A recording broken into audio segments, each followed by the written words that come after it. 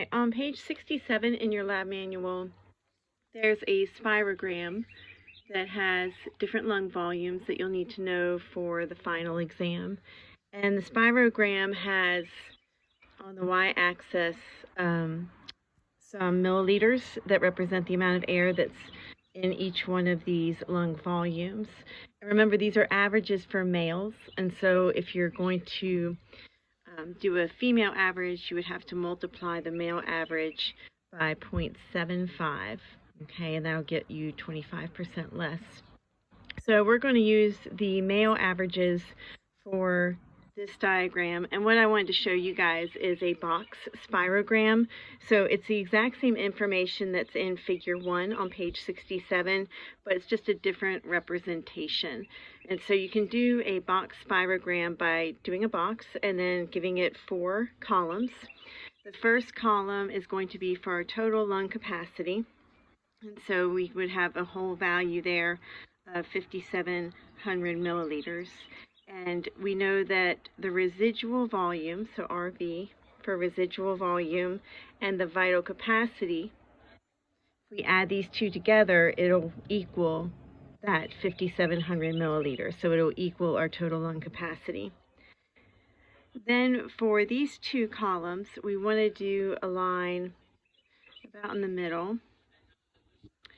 And this first one is going to show us how much we can inhale. So this would be our inspiratory capacity.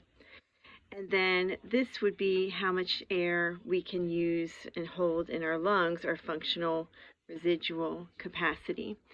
Okay, so adding inspiratory capacity and functional residual capacity would also equal your total lung capacity. And then our inspiratory capacity can be further divided up into our tidal volume. And we know that tidal volume average in males is 500 milliliters, so we'll put that over here since it's on the outer edge. So that's just normal breathing, but we also know we can inhale extra air with that inspiratory reserve volume. Okay, so that's roughly 3,000. Okay, so that's on top of what you would normally inhale. And then down here with things that we would exhale, we would have our expiratory reserve volume. And remember that the expiratory reserve volume average in males is 1,000 milliliters. And then the residual volume, okay, we're just going to stick it back down here.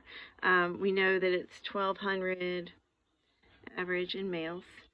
So we've got residual volume on there twice, but that's okay because it allows us to see the relationship between residual volume and vital capacity in terms of getting us back up to our total lung capacity.